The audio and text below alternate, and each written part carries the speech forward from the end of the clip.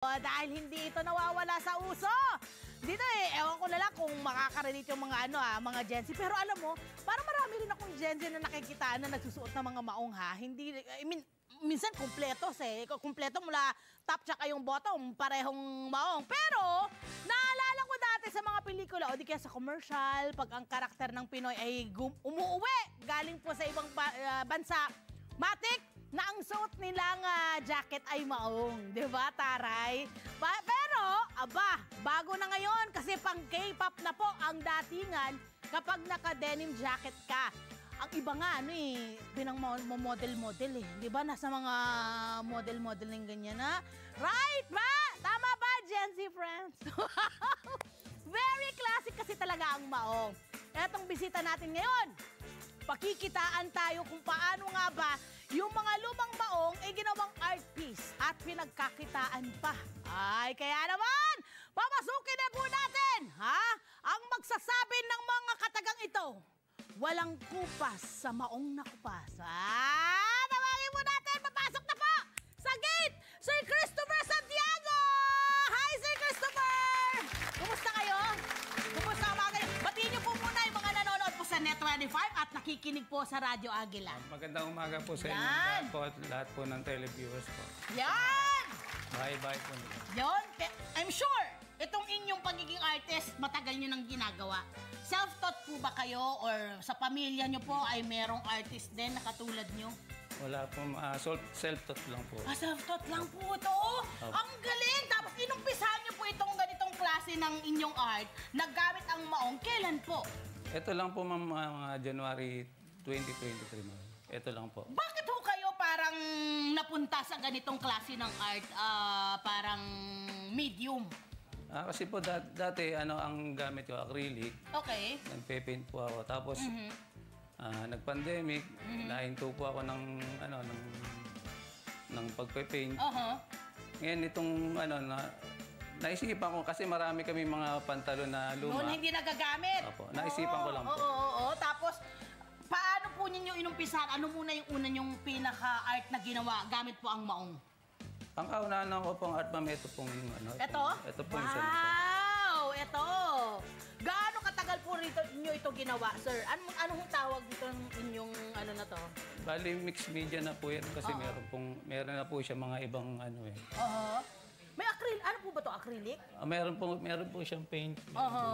Yan po yung background niya, paint. At syempre, meron ho kayong mga ginamit pa rin ng mga maong. Ito yung kauna-unahan. Ito po ba ay nabili na rin? Hindi pa. Hindi pa to nabibili. Okay.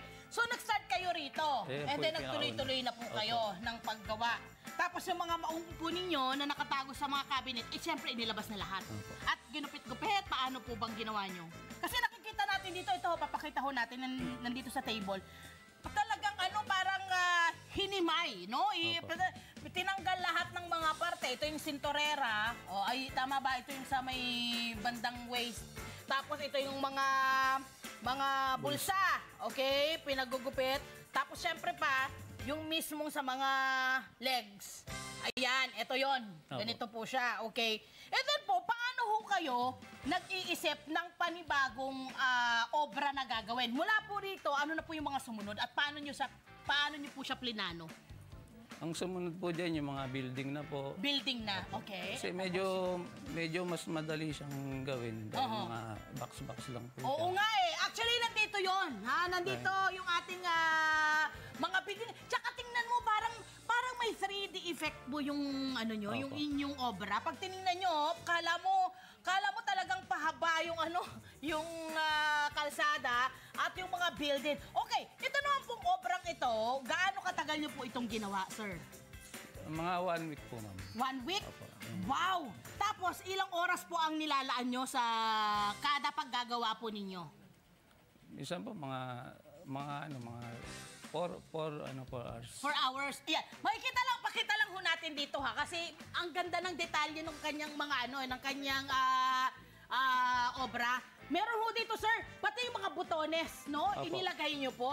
Ano ho ang kahit po yung etiketa po, ma'am. Oo, ano ho yung purpose nung mailagay yung iba't iba pang parang parte ng mga maong? May palagayan pa ng ballpen. Galing, oh. Lalagyan ng ballpen dito. inisip po itong mga inilagay nyo rito? Para po ma'am yung lahat po nung nakalagay doon sa maong, yung botones, zipper, Oo. etiketa, isinama ko na po rito siya ma'am. Kung ayaw nyo nang may masasayang. Opo. So lahat parang gusto nyo maisali rito at hindi maging basura. Ayan! Ito po ma'am, ito po mga ano na Ito, po. Galing din po yan sa mga short na maong. Uy, wow! Ang husay, oh. Tsaka tingnan mo yung maong na to. Ha? Ito yung maong na parang, ano nga tawag dito?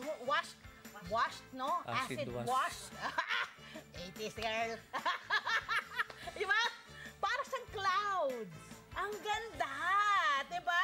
So pag tumitingin kayo doon sa mga ginupit-gupit nyo pong mga pantalon, may mga naiisip din po kayong idea kung ano yung gagawin nyo na susunod. Meron na rin po. Pag habang gumagawa po ako ma'am, yun po lumalabas na po yung kung ano po yung dapat idikit. Yun po. Basta bubuin mo muna kung anong itsura. Nag-ano po ba kayo? Naglalagay kayo ng sketch? Parang ganon? Parang dinodrawingan nyo pa muna? Or dire-diretso po? Pagka po siya yung, halimbawa, yung katulad nung mga ano, yung kotse, gagawa ko po siya ng pattern. Oo. Para po siya, kumbaga parang... Para maging shape siya ng mga sasakyan or kung ano mang shape ang gusto nyo. Ganun muna yung gagawin po ninyo. Ayan, okay, meron tayo dito ngayon, ha? Tuturuan daw tayo ni Sere, ha? Na gumawa, na gamit po ang ating mga lumang mga pantalon. So, meron tayong canvas talaga na ginagamit po. Pwede rin namang hindi canvas. Pwedeng yung pantalon na mismo ang itinidikit nyo or kailangan nyo pa rin po ng canvas? Kailangan po ng canvas kasi po para ano po siya, plain yung ano, makinis po. Okay. Hi! Sumama mga dyan mga Kanet 25. This is Love and New Verbo. For more love, Tunipet, and Arafang updates, just click the subscribe button and follow us on our Net25 social media pages at Net25 TV and Net25 Entertainment Facebook. See ya. I love ya.